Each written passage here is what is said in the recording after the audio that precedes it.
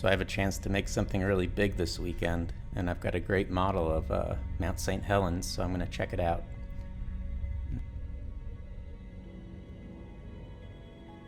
Because I'm going to need to do a test carve of some of the features so I can see whether or not I need to use an 1/8 inch ball end or a 1/16 inch ball end. Because it's going to come down to be a difference of an 8-hour job versus like a 17-hour job. So I want to see how much detail I can get, and I'm going to carve 2 tests, maybe like 4x4 inch, to see the difference between the 2 tools. And it looks like that this crater would be a really good thing to carve just to test. Let's check out the rest. I think my model ends about here. I think this is going to be a really good one.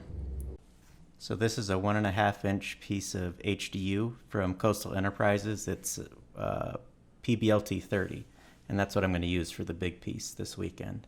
And this is 1/2 inch flat end mill, going at 500 inches per minute, the roughing pass, so it only took about 15 minutes. And this is the 1/8 inch ball end mill that I'm testing.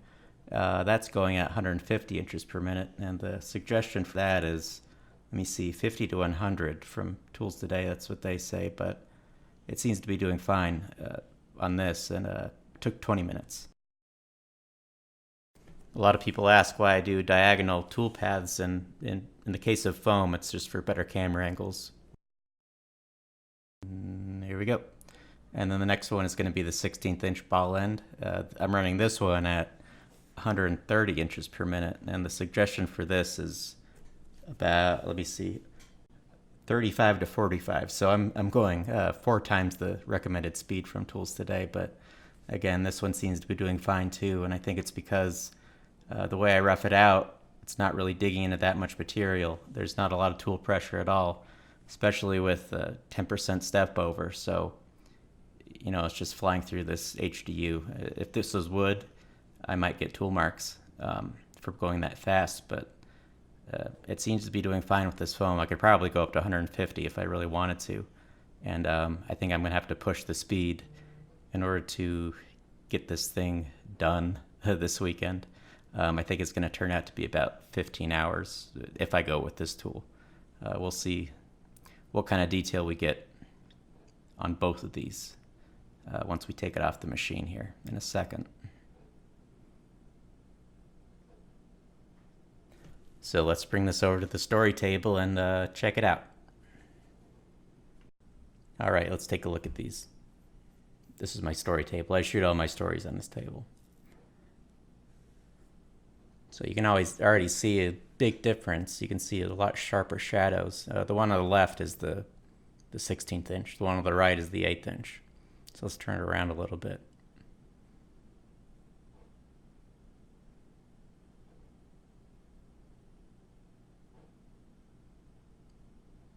Yeah, so the difference is pretty obvious. Let's zoom in.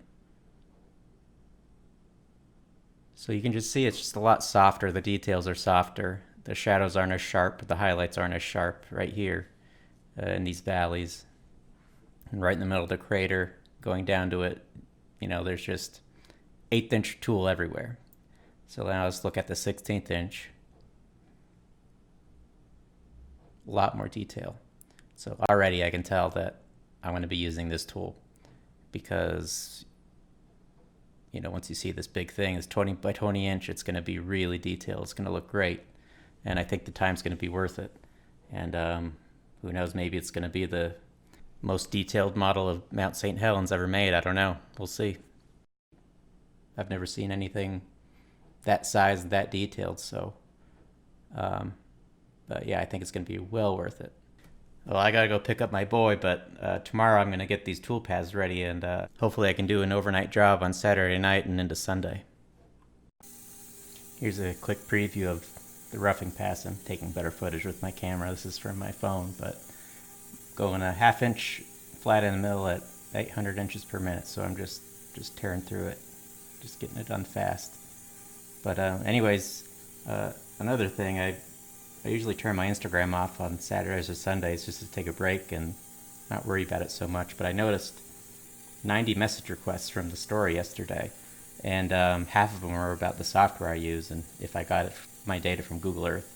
I don't. That's against their terms of service. There's a way to get it, but it's pretty involved and not really worth it. But I'm going to do some videos about my process and what software I use, so stand by for that. I'll probably post the full footage of this roughing pass in about half an hour or so. So here's the roughing pass. That was actually stop motion. I was moving in slow motion, so it kind of looked like I did it in real time.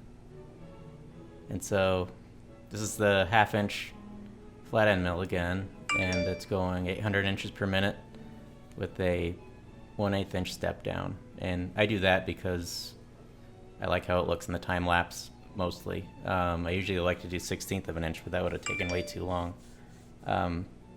But if I were to do this and not be filming it, you know, I could go down to a half-inch step down probably. But yeah, so I do this for the video. And it's just working its way down. I just really like how the material around the mountain just melts away, revealing itself. And I really like to see the mountain in the contour line style, just to see sort of abstracted view of it. Because sometimes it looks better. I get a lot of comments about how people liked it in the contour style a lot better. But I like the detail and the challenge to get as much detail as possible, because you know, these are so accurate that, you know, they can be used as tools. You can measure them. And I really like that idea of just, well, making an exact copy of somewhere on the planet.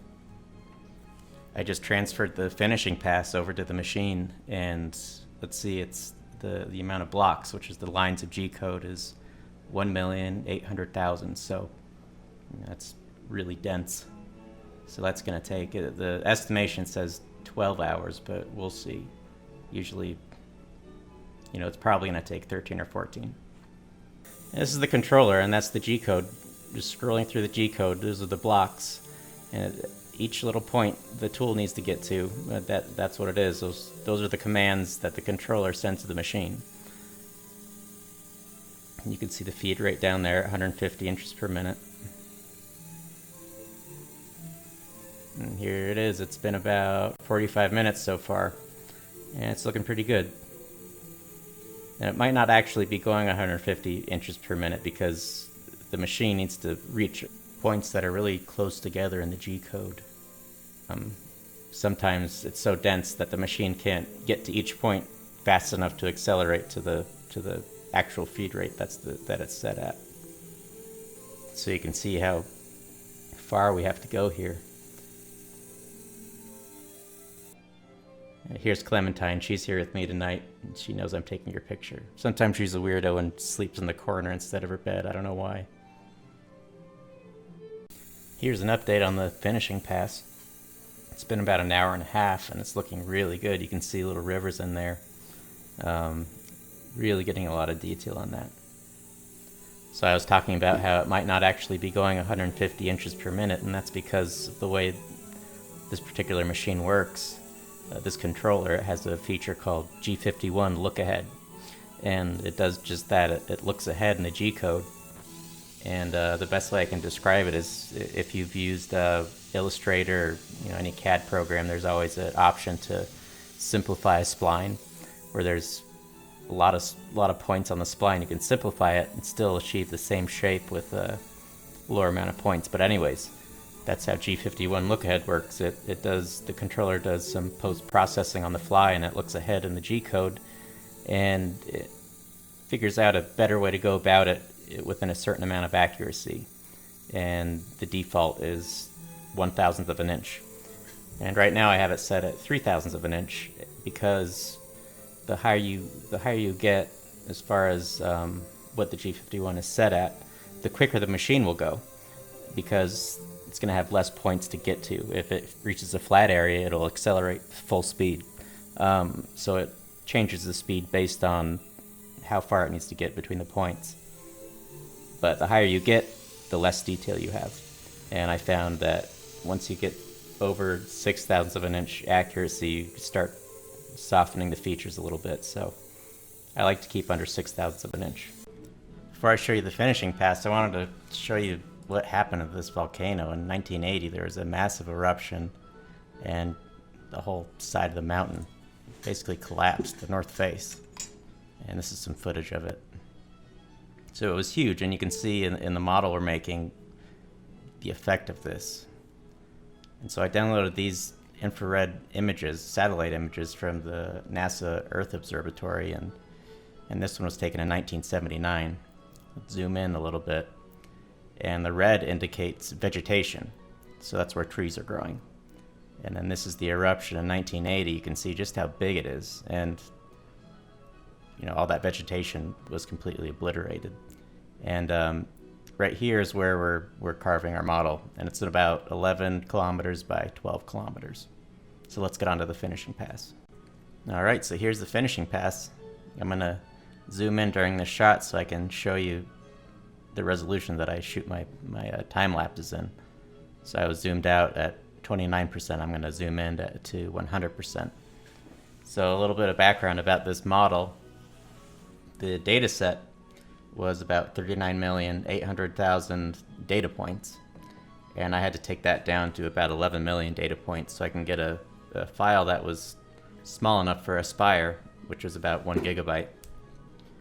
So already we're about 1/4 resolution, but since I'm using a 1/16 of an inch diameter ball end, that takes the detail down even more to, it equates to about 900,000 data points. So we're only getting 2% of the actual detail from the original elevation model, and about 8% of the detail from the model that we imported into Aspire. So even though we're using a 1/16 diameter ball end, this may as well be worse than standard def when it comes to elevation models.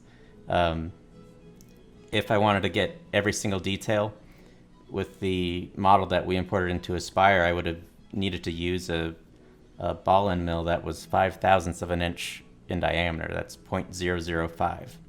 If I wanted to do the full data set and get every detail, I'd need to use a ball end mill that was 1/1000th of an inch in diameter, and that's much smaller than a human hair. So gosh, that would take weeks probably. And this one came out to exactly 13 and a half hours. So just that was a marathon. This was the longest job I've ever run on this machine, and definitely the most detailed model I've ever made, and I couldn't be more happy. Let's zoom in a little bit, and you can really see the story that this volcano tells, and that's why I like to do volcanoes, is they really give an amazing geologic story. Everyone's different, and you can read that story in all the features.